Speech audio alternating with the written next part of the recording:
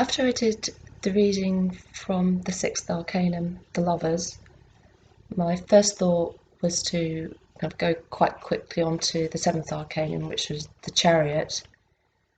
But upon reflection, I realised that really Arcanum 6 bears a lot more contemplation and really consists of an initiation in its own right. So, looking further, I decided that the corresponding card from the Minor Arcana, which this is the only copy, the Minor Arcana, which is the Six of Coins, would be a much better complement and would help deepen our understanding of the Lovers. So, this corresponds to this being the Six of Coins, corresponds to the Sephirah Tifereth at the centre, the heart of the Tree of Life. This arcanum is the logical continuation of the previous two, the Four and Five of Coins, and refers to both internal work and external activity of the disciple. At a certain stage of development, it is advisable for the evolution of the disciple of coins that you go back to the world around you again. An isolation for too long could harden your heart and damage the intuition. A period of self-analysis lasting too long, developing the principle of reason, could take place at the cost of its sensitivity, which is also necessary. This one is the first danger that the disciple encounters on the way and that you need to avoid, instituting an adequate modus vivendi in your environment. Ethical Hermeticism teaches that it is preferable to give just one step forward and advance your environment, even a 10th part of that step, than doing 10 steps, giving nothing to the environment. It is by giving that man receives. The spiritual understanding already acquired by the disciple, which is in the Six of Coins stage, will preserve it from the opposite danger, that of being absorbed by the environment he seeks to raise. The disciple needs to neutralize correctly the binary isolation against relationships with the environment. The trend, the first, is a natural consequence of internal work. The third danger resulting from contact with the environment can be the spirit of proselytism or dogmatism, that is, the desire to impose on others what he considers himself to be the truth. The disciple needs to cultivate the great quality of absolute patience and understanding and learn in this sense to adapt to the environment, to be able to transmit the truth to each one under the aspect that is more understandable and at the level that suits the individual. The card of the Sixth Major Arcanum, the Lovers, presents a young man in the face of the path and between two very different choices, represented by two different women. One of them points the way up, the other down. It is the allegory of choice. It is likely that this card has served as a theme for Titian's famous painting, Heavenly Love and Earthly Love, where the role of the young person who must make the choice is left to the viewer. However, for the Six of Coins disciple, the problem of choice is different, because you will choose between the top and the low, the higher and the lower. That is, between evolution and development, when you took the spiritual path, confirming ever since in your eternal work. Now the choice is between personal progress and work in the environment. How should you act? The answer was given above. You must neutralize the talk, internal life versus work in the environment, finding the correct synthesis. That is, the middle path. People here will associate immediately this with the middle pillar of the Tree of Life. However, Arcanum 6, Major and Minor, underlines the fact that the choice is not a separate and independent act in itself. It is conditioned by the past, and of course it will depend on this in the future. For the choice to be correct, certain conditions are necessary. Freedom of choice, or in general, the resolve to take any decision, leads us to the broader problem of free human will. Affirming that the choice is free and the result predetermined, the esoteric tradition refers to the conscious personal free will and responsibility for the consequences of that choice or decision. Subjectively, the agency is free and, therefore, inevitably subject to the karmic consequences. The karma of the moment is the consequence of the choices and decisions made in the past, because karma and free will are closely linked. It is worth asking whether the choice is also free in the sense of a goal. The answer is given to us by the content of the arcana of coins presented earlier. It is free, in the esoteric sense of this word, when it reflects the higher will, that is, the will of the higher I, crossing all without effort what he calls the wrappers of the personality. It is free when expressed as a profound determination and not a personal and superficial desire. It is free even when making decisions, considering personal particularities and according to those particularities. Truly free will can be only an evolutionary will, always conforming to the spiritual principle, and the more evolutionary, the more free it will be, because this will depend on the small human selves. The disciple needs to get rid of these selves, not just in theory or in imagination, but in every gesture of daily life. Knowing what the legitimate demands of your personality are, you will accept them reasonably and consciously, without, however, identifying with them. Then you will become receptive to the will of your higher self.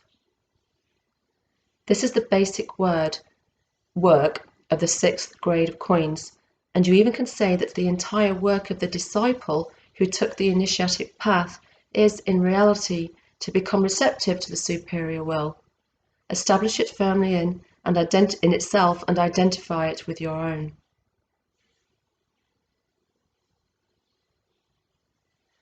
In the 1st grade of coins, the disciple learned to analyze and to discern the nature and origin of their desires. In the 6th, he learns to have control over his decisions in order that they always remain free from inferior interference. At this stage of spiritual development, it is very important to constantly remember responsibility for each one its own shares. In the 5th degree of coins, the quality of the evolutionary will was to be understood as a result of past karma. In the 6th degree, it must be understood as a factor creating the future.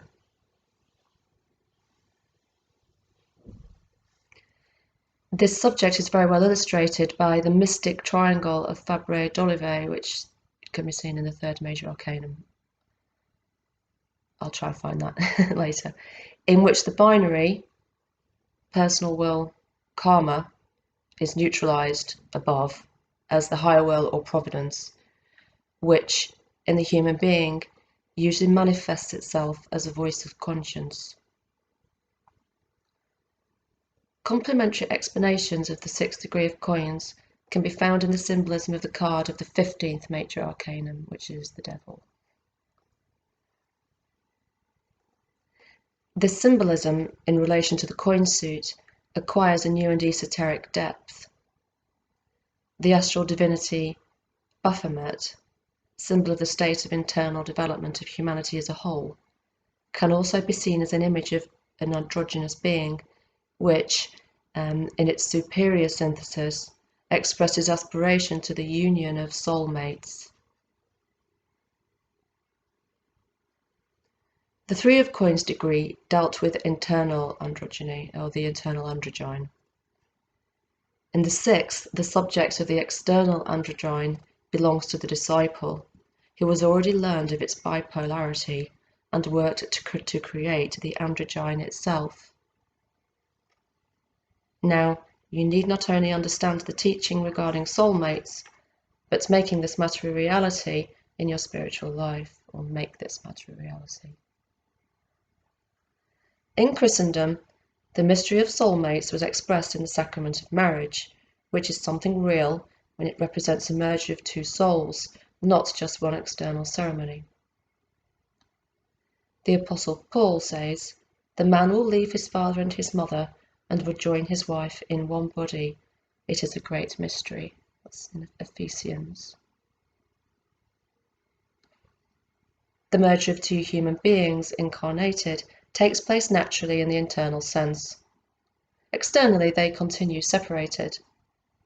However, a new common entity is created, which really exists on the supraphysical planes. It is the androgynous being created by them. How can we find the soulmate amongst the multitude? It is a difficult task, as it is conditioned by the karma of each of the halves, and in general, the encounter occurs only when it has been predestined. Esotericism, both Eastern and Western, teaches that the majority of human beings are karmic, that is to say, that we find the souls with whom we already have karmic ties, positive or negative, which considerably increases the possibility of meeting soul mates. When that happens, these souls recognize each other immediately, since the higher conscience, in both cases, penetrates even the personalities, although the two sides generally consider the meeting as a simple happy chance.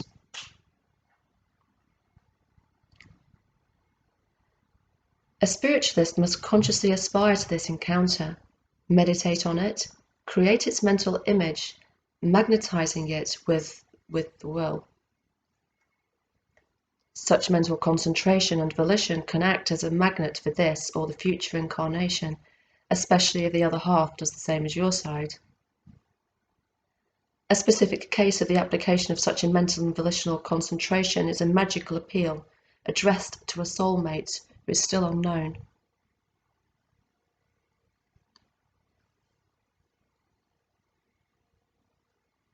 The magical power of this appeal creates in the astral world a vibration of a totally individual character, which provokes a reaction, which is almost always misunderstood, in the soul that has the same astral vibration, establishing an invisible connection. In case it is quite intense, according to law, it will take place later on the physical plane as well. Occultism admits another possibility: the creation of a hidden, artificial androgyne, with the proviso that there is a vibrating similarity among the souls or between the souls. If the magic power of the operator is very strong, he can adjust for himself a soul, inculcating certain psychoanimic characteristics. Such an androgyne will be of a purely occult character and will not exceed the limits of his temporal personality. No one magician has the power to artificially create the spiritual union like the one that exists between true soulmates. Besides, the creation of the artificial androgyne has a dangerous side. The magician takes upon himself or herself the karma of the soul transformed by them. There is also another form of occult androgyne. This is natural and created by an harmonious union between two people of the opposite sex, as happens, for example, between a very close couple. Such an androgyne is created unconsciously by both participants and from the lower level planes, while the true androgyne originates on the spiritual plane in the fact that they belong to the same monad, which causes a strong mutual attraction of a supra-rational character, different from the harmonious synthesis of the personal characteristics. The card of the 15th Major Arcanum still has another androgyne variant. This is formed by the exclusive physical attraction of the sexes. The participants remain separated in everything that is on the physical and lower astral plane, and in most cases are slaves of their past. Such a relationship is very different from the true spiritual union, and even includes the hidden androgynes, artificial and natural, and could be called sexual drug addict. As a schematic of the realization of the spiritual androgyne, they can serve both sides of an ascending regular triangle. Starting from the lower ends, that is, the maximum distance corresponding to the physical plane, the two sides of the triangle converge as they rise to finally join at the top. Indeed, the process of approaching soulmates progresses the measure that both rise through hierarchical planes. The most separated remain, of course, the physical bodies. In terrestrial life, unification begins with the creation of a common fluid, that is, of an etheric body, and, to the plane of emotions and feelings, reaches the mental, creating the union of thoughts. In addition, it starts true spiritual fusion. If we accept the division of the human being in spirit body, we can say that the sexual androgyne is formed by physical attunement, the occult, the harmonization of souls, and often bodies as well, as the spiritual covers the three planes. If in the physical we include the etheric, because physical union is far from indispensable for the realization of the highest type of androgyne, especially when consciously created, it is rare that karma allows the matrimonial union between soulmates.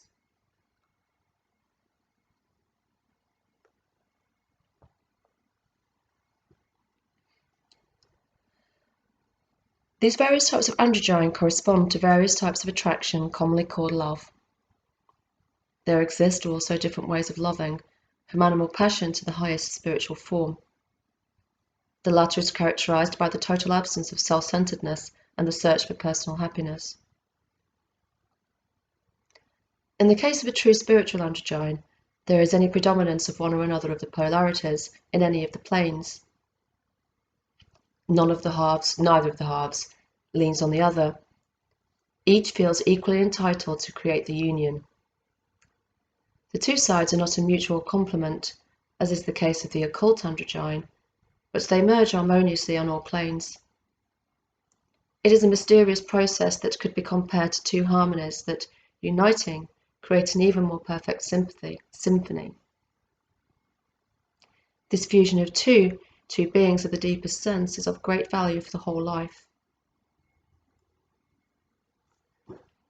The realization of the future spiritual androgyne can be conscious or unconscious. In the latter case, it is slow, almost automatic, taking place in the upper planes, outside knowledge of the people involved.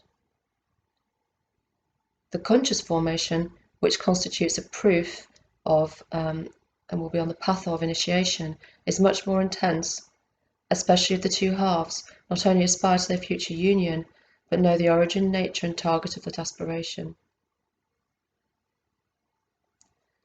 What will the work of soulmates consist of during your time on Earth? Creating the spiritual androgyne itself is a divine work that unalterably exists on the spiritual plane, beyond any reach or human influence. Therefore, it's not about this. To seek understanding, let us turn to the Bible. This tells us that there was a fall due to a rupture, which results in a separation between the divine flow and the lower waters, that is, the astral substance.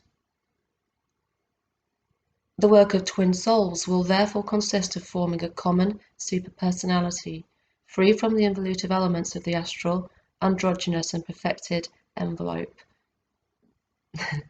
He's talking about subtle bodies, so that it can serve to address the spiritual principle. This work is a direct route to reintegration and is carried out in all planes of personality. It starts with the creation of the common etheric body as a consequence of the continuous contact of fluids, which can be intensified by a special mutual magnetization exercises. The common astral body is created by interpenetration of the auras. The creation provided for the internal androgyne in each of the participants then he said we should look at the Three of Coins as well, facilitates this merger. The solar plexus, place of emanation of the aura, plays an important part in this work. Concentration on the subject made, if possible, in common, as well as certain meditations, because of the similarity in the way of thinking, form and strengthen the common mental body. Creation by both sides on the thought form of your androgynous being and of its vivification with vital fluids is an important moment of this occult work. Certain exercises facilitate this unification. As a consequence of all this, there appears the feeling of putting on a single heart and soul conscience. Mutual telepathy is generally the result of the unification of mental bodies. The more subtle the participants' bodies, the easier it will be to unify them. The same way as on the physical plane, the mixture of gaseous matter is faster than that of solids or even liquids. On the physical plane, the torso of the androgynous body is of course very relative, but the higher the plane is, the more this body becomes real, until it becomes an absolute reality in the spiritual world. It's capitalized absolute reality. From a hidden point of view, this superpersonality created is an etheric astral formation similar to an egregore. In reality, it is a specific egregore composed of two beings. As with all egregores, its components are similar but not identical. They do not dissolve, but they enrich each other. The impetus for the creation of the spiritual androgyne comes always from above, and as it forms a large magical force begins to manifest itself in the joint performance. Several creative capacities are also emphasized, because the androgynous being, by approaching its source, becomes a direct transmitter of monadic emanations. The spiritual androgyne, at the current stage of evolution of humanity, is extremely rare. For this reason, this phenomenon is even more important for the general evolution. In the same way that an ordinary couple, which is very harmonious, has an evolutionary influence about their environment, the evolutionary influence of a spiritual androgyne goes beyond the environment, unfolding around humanity. Each spiritual androgyne performed is a tear made in the dark veil of involutive astral energy that surrounds the planet. It's an opening allowing the access of the light. And actually, it's taught in the Zohar that the reunification of soulmates is a miracle greater than the parting of the Red Sea.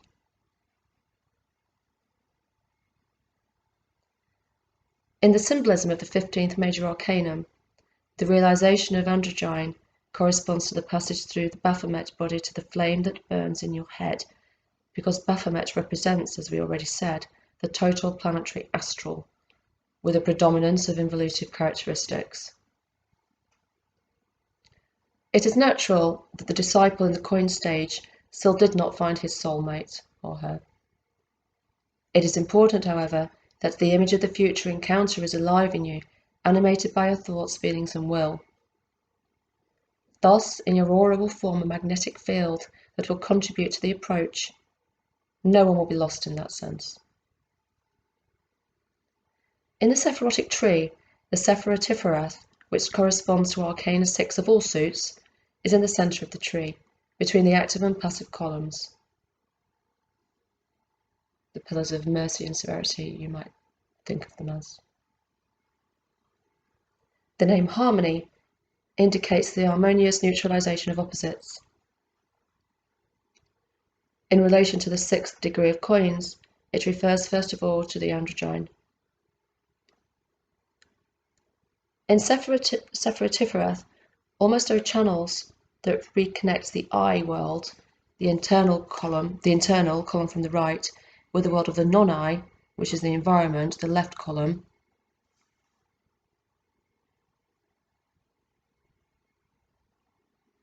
We know that the fall of man affected the harmony and lowered the level of Tifereth. The man, for its sublimation, for the correct use of free will under the approach of Androgyne, the task of the 6th degree of coins, can raise Tifereth to the old level and restore enhanced primordial harmony.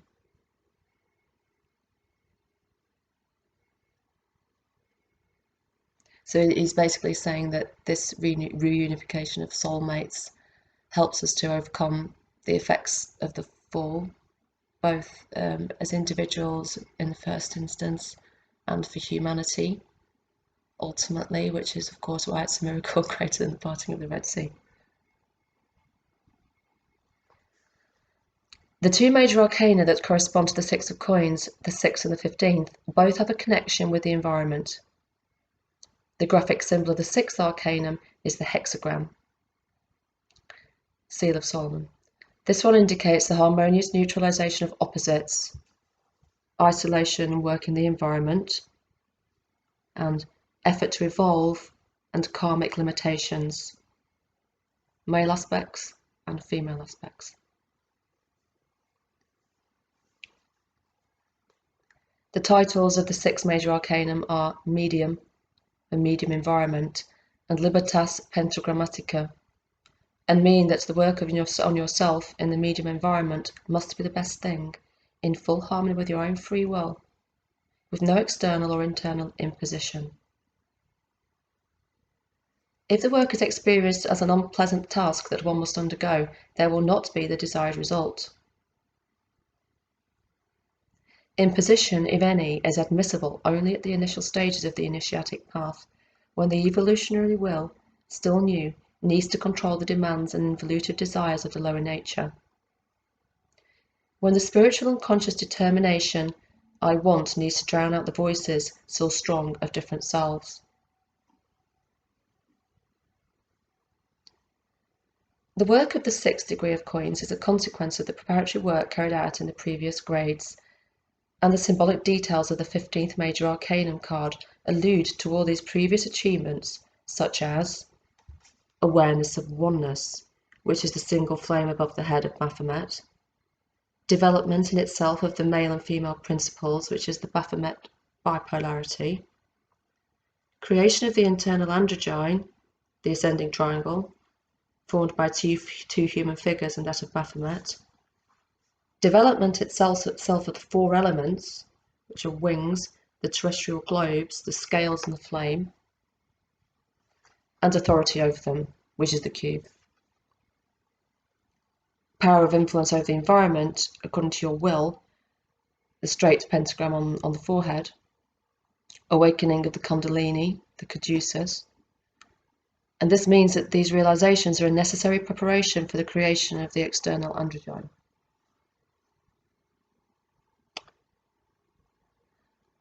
In alchemy, the stage that corresponds to the 6th degree is the establishment of an harmonious connection between the spiritual principle and the 5th, in this case the alchemist operator, and the rebis material.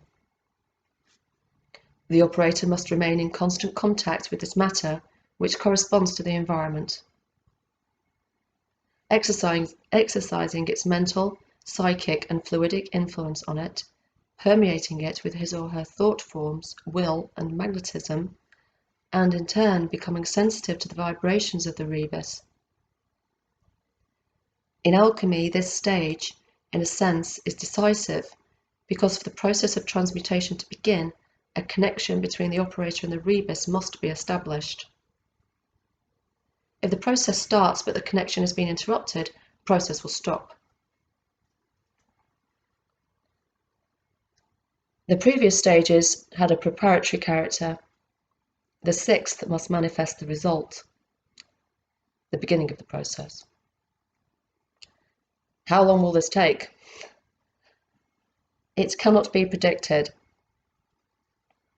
and nor can be predicted the pace of progress of a disciple. It all depends on the spiritual and hidden potential and realizing possibilities of the alchemist. It can only be said that the greater the potential of the operator, the faster the process. Below a certain level of this potential, the alchemical process of transmutation will not take place. This explains the cases in which alchemical operations were nothing more than purely external manipulations without any results. And that was the Six of Coins. That's that's a lot to think about, isn't it?